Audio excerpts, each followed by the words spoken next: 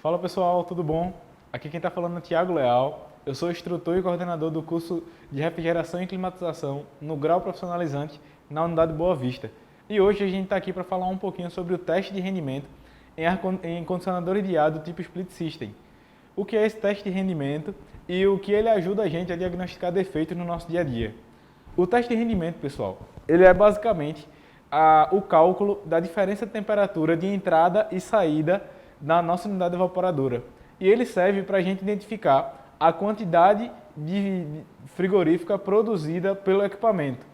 A gente não vai medir aqui carga térmica ou quanto da carga térmica ele está atendendo do nosso equipamento, mas ele também direciona para a gente algumas vertentes de pensamentos, onde a gente pode identificar e diagnosticar alguns problemas que isso pode ocorrer no nosso equipamento e no ambiente onde ele está climatizando. O teste de rendimento, pessoal, ele pode ser realizado em equipamentos do tipo convencional e em equipamentos do tipo inverter, sem nenhum problema, porque ele não vai medir a função de controle desses equipamentos quanto a sua eletrônica ou a parte elétrica. Ele vai medir exatamente e diretamente a parte frigorífica do equipamento. Isso facilita na hora da gente realizar o teste. Só que a gente deve atender alguns pré-requisitos para estar realizando esse teste. Os pré-requisitos, pessoal, estão na palma da nossa mão, na regulagem do controle remoto.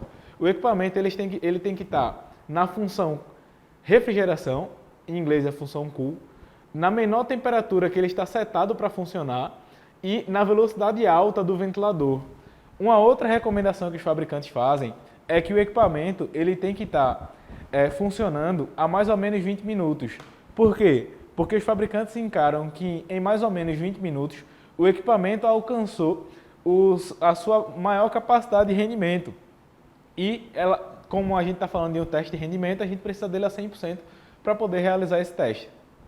Depois disso, depois que a gente atendeu todos esses pré-requisitos, a gente agora precisa só realizar a instalação dos sensores. Na situação aqui eu estou utilizando um termômetro Penta. Esse é um termômetro pentapolar. O que é que isso quer dizer? Que ele tem 5 polos que medem temperaturas. Eu tenho 5 sensores que realizam a medição dessas temperaturas. Você pode estar utilizando também termômetros monopolares, que são termômetros simples, mais acessíveis no mercado, e você consegue estar achando no mercado, falando aqui da região que a gente está localizado aqui em Recife, entre 20 e 30 reais cada sensor. E como você precisa de apenas 2 sensores, eles são suficientes para que você possa realizar esse teste. Caso você queira incrementar, fazer mais testes na hora que você realizar a instalação do seu equipamento, isso é muito bom. Onde é que eu vou estar utilizando, professor, o teste de rendimento no equipamento? Assim que você realiza a instalação do equipamento, para comprovar a capacidade e o rendimento do equipamento na instalação que você fez para o seu cliente, você pode deixar isso no relatório que você pode estar encaminhando para o seu cliente posteriormente, para que você possa se resguardar de problemas futuros, onde você mostre para ele que ao sair da instalação você deixou o equipamento rendendo dentro das especificações, mostrando também a temperatura daquele ambiente que você pode medir com o mesmo termômetro e documentar através de fotografias utilizando o seu celular. Um outro momento onde você vai estar utilizando o teste de rendimento, pessoal, é quando você for detectar defeitos no equipamento. Todos os defeitos no equipamento, eles vêm do rendimento do equipamento. Por quê? Porque nós somos sensitivos. Nós sentimos o equipamento funcionar bem ou ruim através da sensação térmica. E dessa forma você consegue comprovar para os clientes e até para a realização de testes em bancada o rendimento daquele equipamento de forma correta. Vamos agora para a instalação dos sensores. Para esse teste, pessoal, eu preciso instalar os sensores em 2 regiões, no retorno do equipamento e no seu insuflamento. Mas vamos esperar um pouco. Talvez você não saiba a definição de retorno e insuflamento desse equipamento, e é bom deixar bem claro nesse momento. O equipamento, como você já deve ter visto na sala de aula, se você é aluno da rede, ou se você já assistiu alguns outros vídeos de dicas nossas, o equipamento, pessoal, ele é próprio para condicionamento de ar, então ele não produz nada novo. Ele só condiciona a massa de ar que já existe no nosso ambiente a ser climatizado. Dessa forma, a gente tem uma massa de ar que já existe no ambiente, sendo passada, movimentada, movida volumetricamente pelo nosso motor ventilador e a turbina que provoca essa movimentação dessa massa de ar, trazendo-a de volta para o equipamento, fazendo com que ele seja condicionado. No insuflamento, a gente tem o ar que já foi condicionado a temperaturas mais baixas.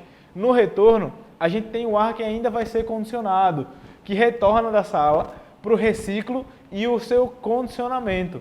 E assim a gente tem o condicionamento da massa de ar e a provocação do conforto térmico, assim como o controle de outras grandezas no ambiente, que não é o nosso foco aqui hoje, mas a umidade também é uma delas.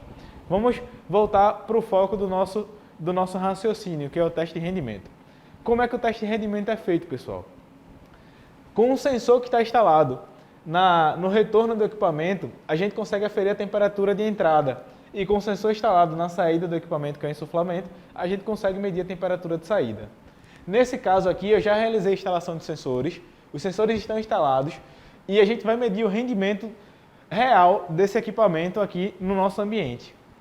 Na medição que a gente teve, a gente conseguiu obter 21,5 graus na entrada do nosso equipamento e 7,9 graus na saída do nosso equipamento. Lembrando que ele está setado para o seu máximo rendimento. E a gente obteve a diferença de 13,6 graus Celsius, que é bem próximo da nossa temperatura de rendimento, de range de rendimento padrão determinada pelos fabricantes. Os fabricantes, pessoal, recomendam que a temperatura de rendimento, a temperatura padrão para rendimento do equipamento deve estar entre 8 e 12 graus Celsius da diferença entre entrada de ar e saída de ar. Nós estamos com 13,6. Alguns profissionais dizem que essa diferença estando acima de 10 já está dentro das recomendações e está atendendo bem.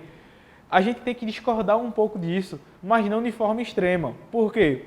Quando o equipamento está funcionando com rendimento acima de 12 graus, isso indica algumas coisas para a gente e que é muito importante a gente salientar. Tendo o nosso cálculo aqui de 13,6 graus, a gente consegue ver que o equipamento tem um rendimento acima do esperado, que é de 8 a 12 graus. Tá, Thiago, eu tenho rendimento acima do esperado. Isso é muito bom. Nem sempre, pessoal. Por que nem sempre? Porque isso aí direciona a gente para abrir os olhos para outras vertentes que a gente vai estar vendo agora. Certo que 1,6 graus não é muito longe dos 12 graus e a gente não tem uma diferença muito grande de rendimento, mas abre nossos olhos para algumas outras coisas. Se eu tenho rendimento do equipamento abaixo de 8 graus, isso indica que eu tenho alguns outros problemas no equipamento, como o baixo nível da carga de fluido refrigerante desse equipamento. Eu posso ter problemas no meu compressor, problemas na minha unidade condensadora que eu devo estar verificando, para verificar por que esse equipamento está com rendimento abaixo. Aí sim eu vou atacar outras vertentes. Se eu não tenho isso, talvez eu não precise me preocupar tanto com outras vertentes, mas é sempre bom a gente estar checando pressões, cálculo de superaquecimento, para saber o quanto de troca de calor a gente está tendo efetiva nesse equipamento. Se o equipamento está com rendimento acima de 12 graus, a gente tem uma outra vertente. Que outra vertente é essa, professor? A outra vertente, pessoal, é que a gente deve estar verificando a vazão do nosso equipamento. A gente deve estar verificando também os filtros, se eles não estão obstruídos. Por quê? Porque se a gente for levar o nosso exemplo para uma situação análoga, a gente vai ter a seguinte situação. Para a gente conseguir entender o quanto a vazão interfere na troca de calor. Imagina que você tem um chuveiro elétrico na sua casa e você faz o seguinte. Você chegou, é noite, você precisa tomar um banho para poder relaxar o seu corpo e você vai lá e fala, agora eu vou tomar aquele banho quente porque eu preciso relaxar minha musculatura e conseguir dormir bem. O que é que eu vou fazer? Vou ligar meu chuveiro elétrico, deixar naquela temperatura agradável e ligo o meu chuveiro lá naquela maior vazão, na maior liberação de água, fazendo com que eu consiga ter uma massagenzinha de água na minha musculatura. E você vê prontamente que a água não está na temperatura agradável, não está na temperatura que você desejava. E isso lhe desagrada, mas você lembra que ao diminuir, ao restringir um pouco a vazão da água lá no registro do seu chuveiro, você consegue fazer com que a temperatura aumente. Isso traz para a gente o mesmo exemplo que a gente tem aqui no nosso equipamento. Se a gente tem uma velocidade de uma vazão mais alta, quando a gente está com o nosso registro aberto no máximo, a gente tem menos troca de calor. E se a gente restringe um pouco essa vazão, a gente vai ter mais troca de calor. É basicamente o que acontece aqui quando a gente está com rendimento acima de 12 graus. Eu tenho alguma obstrução que faz com que a velocidade do ar esteja passando de forma menor no meu equipamento e ao passar de forma menor no meu equipamento, faz com que eu tenha uma troca de calor por mais tempo, porque o ar está passando de forma mais lenta devido a essas obstruções. Passando de forma mais lenta, eu tenho mais tempo de troca de calor. Tendo mais tempo de troca de calor, a temperatura vai diminuir consequentemente. Isso pode ser ocasionado pela obstrução de sujeira nos filtros, por partículas suspensas, a nossa amiga poeira, e por problemas no meu motor ventilador. Assim também como obstrução de sujeira na voluta, que é o nosso caracol, na nossa turbina do ventilador. Assim também, pessoal, a gente deve estar verificando e realizando o cálculo de vazão desse equipamento. O que é o cálculo de vazão? Com a ajuda de um anemômetro, a gente vai estar medindo a velocidade em que o ar está saindo no insuflamento do nosso equipamento e com a medida da seção da área do insuflamento, a gente vai conseguir ter uma relação de velocidade e área.